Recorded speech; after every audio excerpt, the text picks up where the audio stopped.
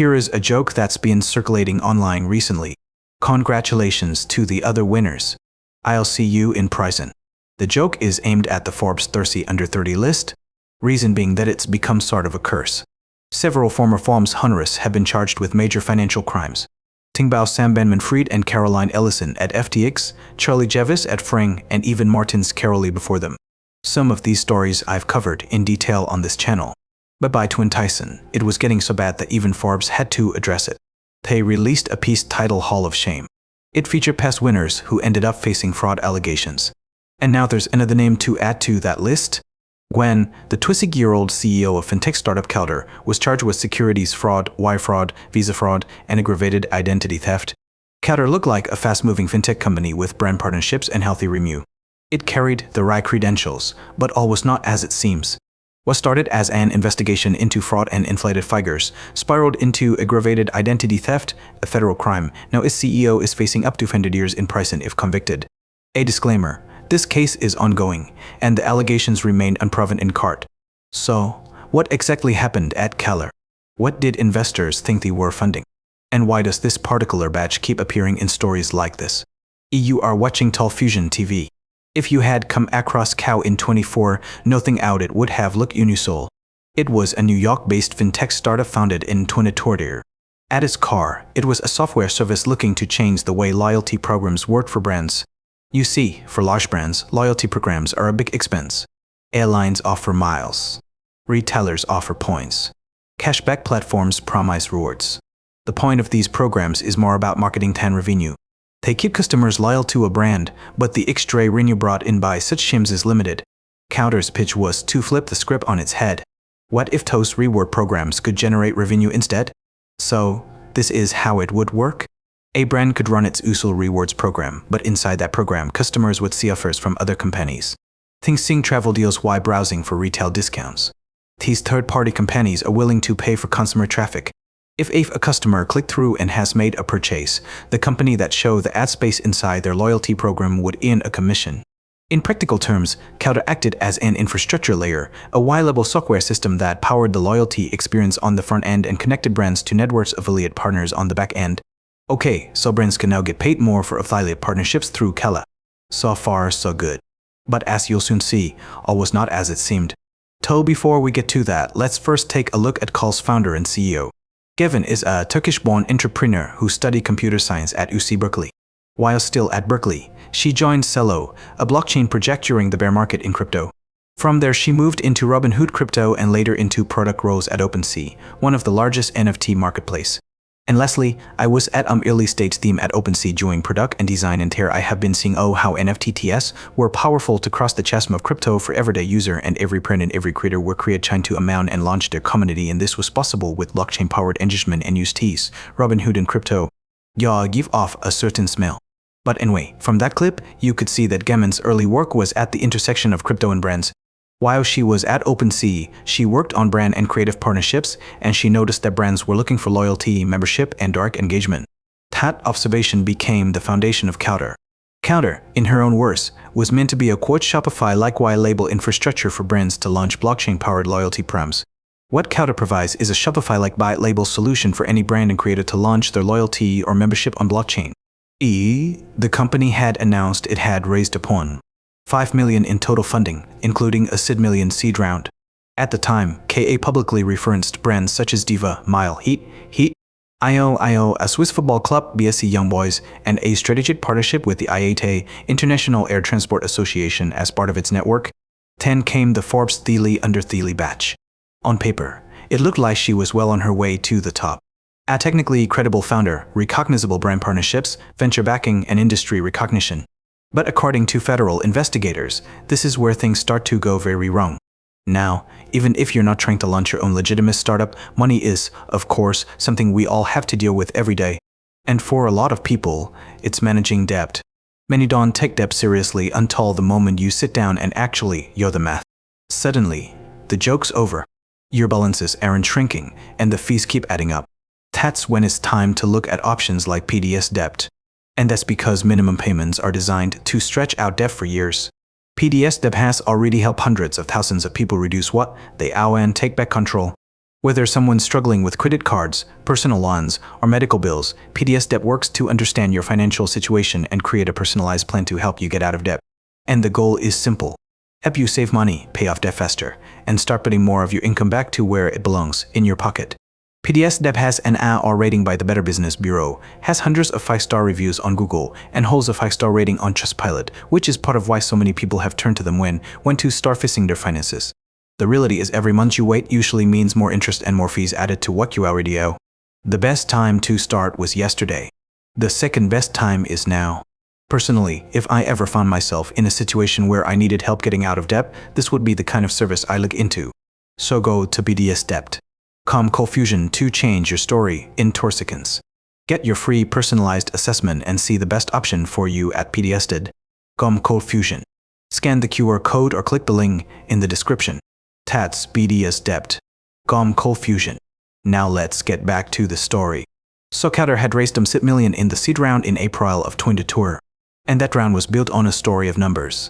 Kauder said that the average brand on its platform had around 50 linked customer accounts and was generating roughly 5 of additional revenue through affiliate sales and partner stores.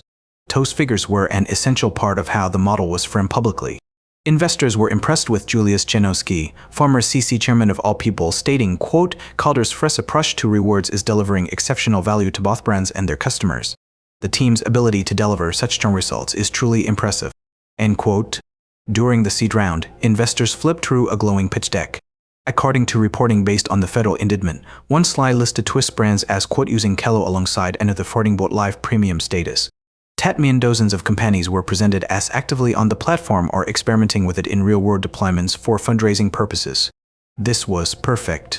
It validated the business model and suggested that the product was already in motion. But federal prosecutors alleged the reality was very different. According to the Department of Justice, Kauder's CEO unilaterally kept 2 separate sets of financial books. One of those sets featured, quote, false and inflated numbers, end quote, and was presented to investors or potential investors to hide a, quote, true financial condition of the company, end quote. In the end, many of the paying customers in the deck in fact were not paying customers, at least in the conventional sense. Several were described as discounted pilot programs that never developed into commercial contracts. In other cases, certain companies listed had no agreement with Kauder at all. Then there was the revenue. The indictment states that the pitch materials reported by Kauder had reached approximately $1.2 million in annual recurring revenue by March 2024. Investigators allege that the real figure was now here near close. They claim that Kauder's actual monthly revenue in April 24 summer wonders CN.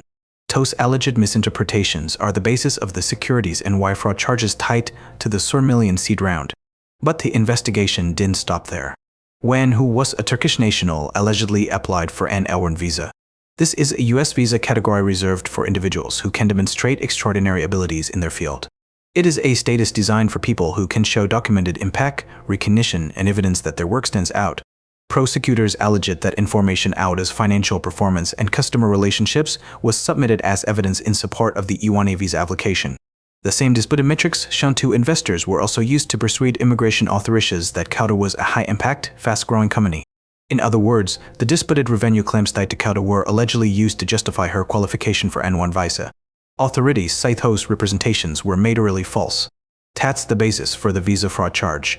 So now she's facing visa fraud charges on top of securities and wire fraud. But that's not all. She's also being charged with aggravated identity theft. But why identity theft? Prosecutors say that her visa application was submitted with letters of support and signed by high executives in business. Authorities allege that those signatures were added digitally by Gen herself without the executive's consent. So now she's in serious trouble, and that's what led to the aggravated identity theft charge. This is no longer just about how a startup misrepresented its numbers. Now it's spiraled into a federal crime case. According to experts, if convicted on all counts, Gen could face up to 5 years in prison. That figure reflects the maximum, and the sentence would ultimately be decided by a judge. According to the FBI Assistant Director in charge, James C.C. Barnacle, Jr. Quote, Goffin allegedly created a facade of her business ingenuity to unlawfully reap financial and personal benefits. The FBI will continue to expose any manipulative tactics employed to advertise misleading investment opportunities at the cost of their related stakeholders. End quote. The link between the Forbes tier list and the tier list and fraud cases is hard to ignore at this point. In fact, just as I was finishing up this video, fraud accusations are being brought against another thread under really affiliated company. More to come on that. It can be said that the Forbes thirst stems from intense pressure to achieve maximum success before age 3. The list is also the kind of achievement that carries fame and clout, a toxic combination for young people that can lead to the fake it till you make it ethos where shortcut can become fraud. In addition, many of the members on the list come from or are funded by industries like finance and tech, which are highly susceptible to scandals such as money laundering, bribery, and Ponzi schemes. But to be fair, the sheer number of people honored on the Forbes list, hundreds annually, means that statistically some will inevitably face legal issues. Over the years, critics have questioned how it really works and how an individual gets on the list in the first place. You even see claims online that placements are influenced by who you know, or you can just pay to get on the list. People pay to put themselves on the Forbes under their list. You also pay. Forbes says that the selections are editorial and independently judged. There is no pay-to-play or outside influence. So all we really have would amount to online speculation at this point, but to some it still seems fishy.